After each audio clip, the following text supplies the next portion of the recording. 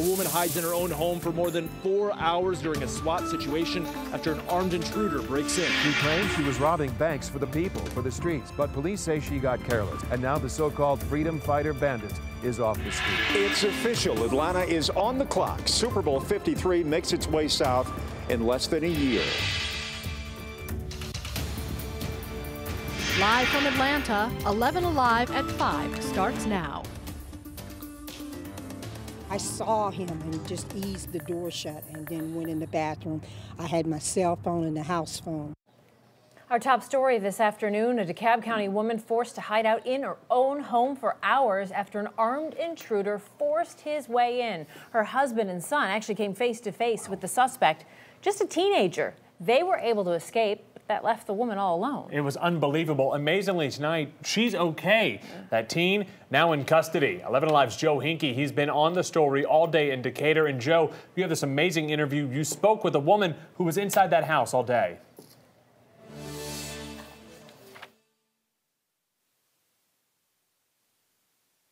As DeKalb police found themselves in a standoff on Appleton Court, Cecilia Jackson hid silently in her bathroom for more than 4 hours. So he never even knew I was in the house. She knew, though, her life could be at risk. Jackson spotted the teen in her home as she looked out from her bedroom. I heard the commotion. I looked out the door and I saw him going down the stairs, following behind my son and husband with a shotgun. And he said something about, "I got the shotgun now." Jackson quietly went back into her bedroom and hid in her bathroom with her cell phone. After several people called 911, DeKalb police arrived minutes later.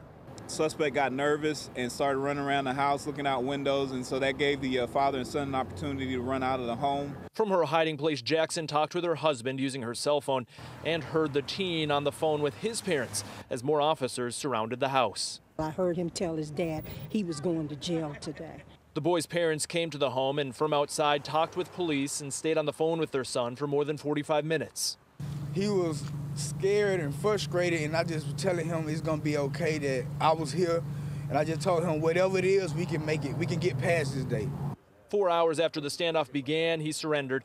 Officers walked the 15-year-old boy out in handcuffs.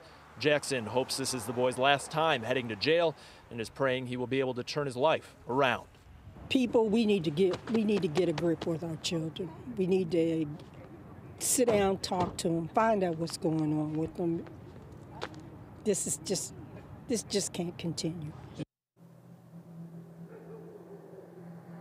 And the 15-year-old teen tonight is being charged with kidnapping and aggravated assault for what played out here today. His parents, I talked to them as well today. They tell me their son has spent time in and out of jail for breaking into cars previously. Tonight, they are apologizing for their son. All of that part of the story coming up at 6, as well as reaction from Cecilia Jackson to that apology. Back to you.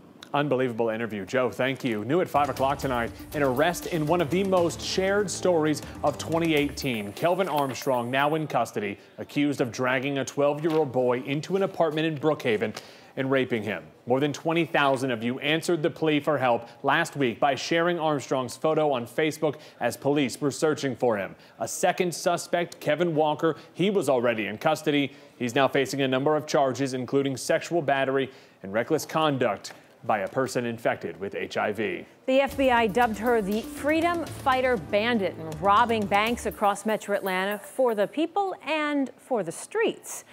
Tonight, the 25-year-old is incarcerated this evening. Finally, 11Alive's John Shirk explains how authorities were able to track her down after so many months on the run.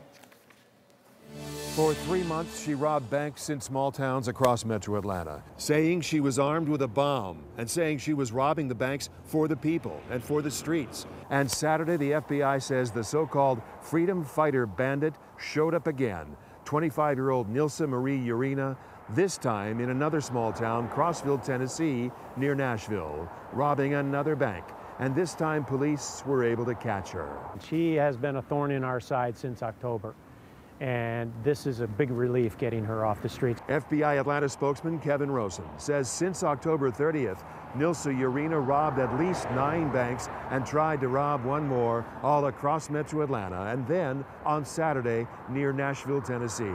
Investigators say Irina used the internet, social media, to recruit young men to help her inside the banks and to drive the getaway cars. In November, a big break. Douglasville police arrested 2 of her suspected accomplices, both of them teenagers, after they helped her rob this bank. But she got away until Saturday, when police say she went online again, this time to order a getaway car from a ride service. And police then tracked down the car she ordered, and it led them straight to her. It is rare to see a female serial bank robber like this. The one thing we did know for sure is she wasn't going to stop. She was going to keep robbing until she got caught. There is no evidence that this suspected would-be modern-day Robin Hood bank robber ever gave any of the money she supposedly stole to any cause. The FBI will now work to bring her back to Georgia to face federal charges. In Douglasville, John Sherrick, 11Alive News. Tonight, police are on the hunt for 3 people involved in yet another robbery near Georgia Tech. There have been at least 5 since the start of the year.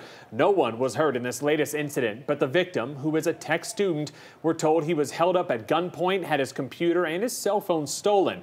Check out these stats we dug up. You'll see back in 2012, there were only 4 robberies all year on campus. Now, since then, the numbers have been higher, peaking with 10 robberies back in 2014. The FBI tells us they don't yet have the statistics for 2017, but Georgia Tech says it only recorded 2 robberies all of last year.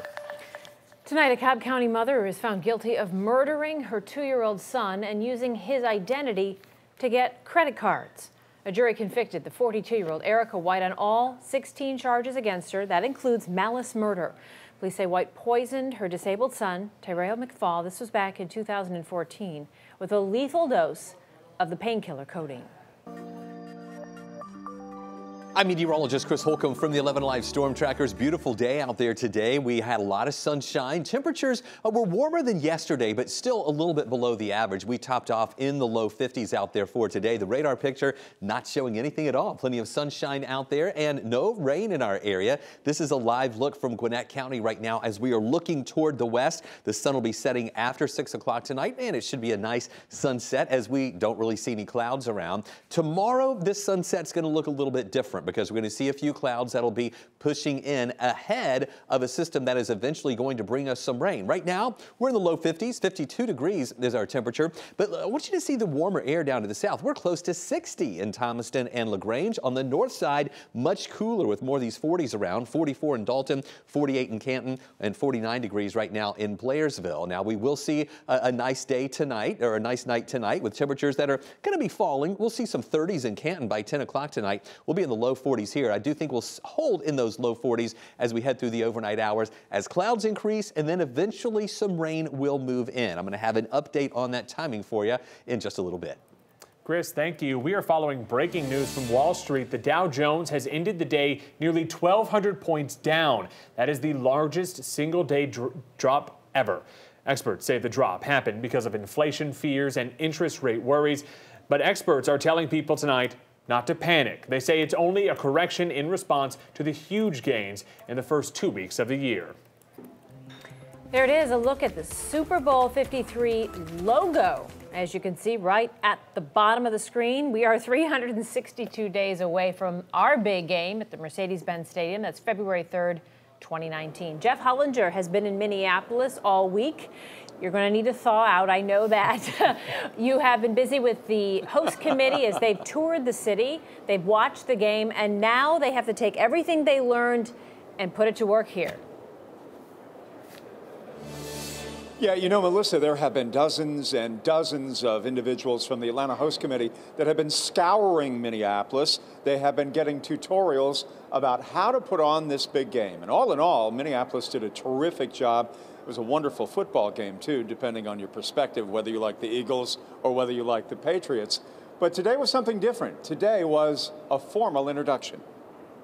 This is a special day for Atlanta. The logo unveiled, the pressure on. This is one of my favorite events. You see all the smiles over here and all the fear over here on the left. With new mayor Keisha Lance Bottoms making her first trip as leader of the city, the concurrent theme was Atlanta growth and redemption from the weather debacle of 2000 and Super Bowl 34. Oh, there's a lot of pressure. You know, there was a lot of criticism in 2000, but even as a city, we've invested so much more in our preparation preparation for bad weather. We are certainly praying we won't have one next year when the Super Bowl comes, but it really is about preparation and knowing that we have to be prepared for anything.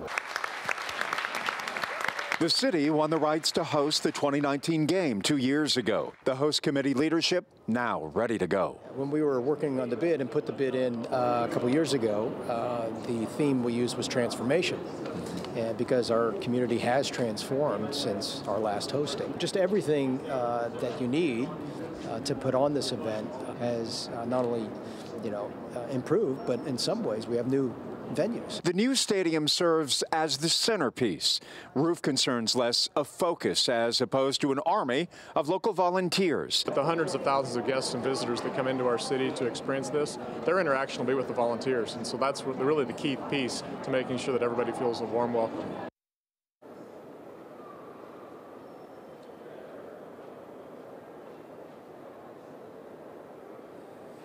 The Atlanta Host Committee spoke wonderfully of Minneapolis. I mean, they couldn't say enough good things, but the cold reality of the bold North is this. This event was spread out, and too spread out for the likings of many. It will be very different in Atlanta because we are compact in terms of where the stadium is, where the hotels are, restaurants, Centennial Olympic Park. All of that makes for an easier kind of Super Bowl to put on, at least from a logistics standpoint. So that's it for us for now, and I heard Chris talking about those temperatures in the 40s after spending 7 or 8 days here. That sounds like Key West. You're dreaming. It is nice. We have the sunshine as well. You make an interesting point that everything will be very much in like its own little nucleus, and all the hotels are very convenient. If you want to hop on MARTA too, it will be pretty easy, it sounds, here compared to Minneapolis. Yeah, Hartsfield-Jackson, too, is a very easy trip from downtown Atlanta. This mall has been terrific, but it is just, it's about 25 minutes, depending on traffic here, from downtown Minneapolis, where the stadium is and where a lot of the events were taking place. So, there's a lot of traveling back and forth, and there won't be that in Atlanta. All right, and for out-of-towners who want to head to the mall, they hop on MARTA as well and head up to Lenox or Phipps. Thank you so much. We're looking no more malls for me, please. Yeah, looking forward to seeing you back here in Atlanta in a couple days. And of course, we've all been talking about this online. Is Atlanta actually ready to host the Super Bowl next year? That conversation has really settled into 3 camps, okay, of what the biggest challenges are going to be. The first up will be transportation. That video that we showed you of people piling into overcrowded MARTA trains during the College National Championship game, well, that went viral. We don't even have rush hour anymore. It's just rush all the time. Massive crowds bringing packed people onto our streets, bringing them to a standstill. Now, the second biggest challenge is going to be the weather. The Super Bowl will be in February. That means, of course, the possibility of snow. During the last snowstorm a couple weeks ago, almost every county in the metro was shut down for days. That cannot happen if it snows the night before the big game. The third potential challenge is the stadium. Mercedes-Benz Stadium needs to be in peak performance condition by next February. People waited in line for hours to get into the College National Championship game. And then there's that roof. It still doesn't open and close like it's supposed to. Engineers promise that the roof will be ready by the time that the Falcons start playing in the fall. Critics are pushing back against the Super Bowl ad. Did you see it? The one that used audio from a Dr. Martin Luther King Jr. speech. Next, we have some audio from the original sermon that explains why some are so upset.